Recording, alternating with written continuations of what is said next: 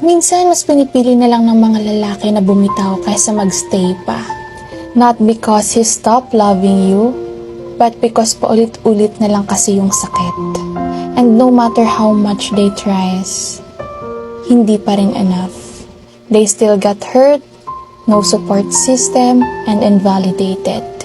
Kahit mahal ka niya, darating yung point na pagod na siyang lumaban sa relasyon. Lalo na kung siya na lang yung lumalaban.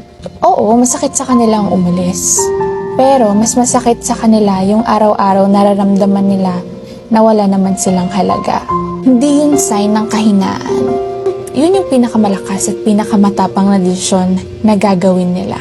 It's really hard to leave someone na sobra mong minahal. They have to live para maligtas yung natitirang respeto sa relasyon at sa sarili nila. At kahit kinaya nilang umalis, hindi pa rin nila maiwasan na sumagi sa isip nila kung kamusta ka na. Sometimes, they walk away kasi mahal ka niya, pero oras na rin para mahalin niya yung sarili niya.